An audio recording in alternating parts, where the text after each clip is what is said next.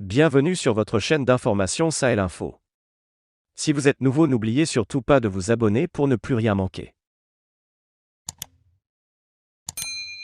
Requinquer la troupe et rassurer la population locale.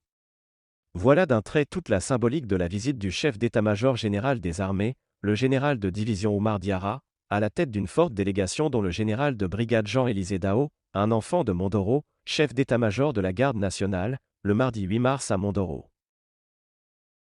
L'attaque complexe du poste de sécurité de Mondoro, du vendredi 4 mars a fait couler beaucoup d'encre et de salive.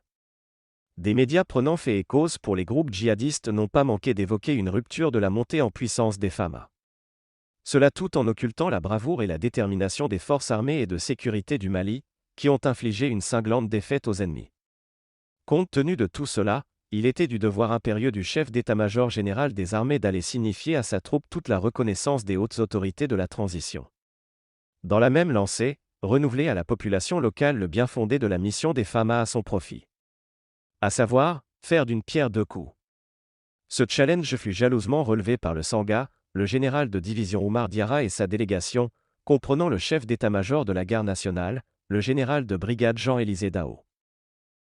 Ainsi, lors de cette mission au pas de charge, tenue dans la journée du 8 mars, le chef d'état-major général des armées et les membres de sa délégation se sont inclinés sur les tombes des vaillants combattants tombés sur le champ d'honneur les armes à la main.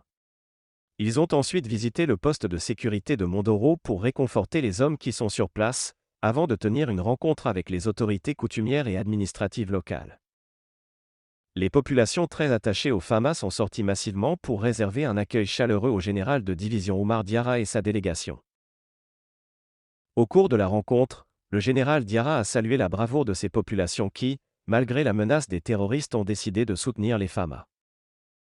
C'est pourquoi, après l'attaque, il a donné des directives pour que le poste de sécurité de Mondoro ne soit abandonné en aucun cas et que les FAMA seront là pour sécuriser ces braves populations qui ont refusé de signer un pacte avec les terroristes.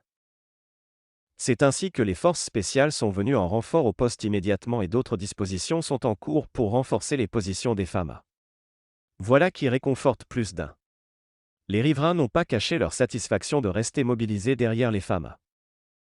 Pour rappel, les FAMA se sont farouchement battus contre des terroristes lourdement armés au cours de cette attaque. Une bravoure sanctionnée par un bilan salutaire.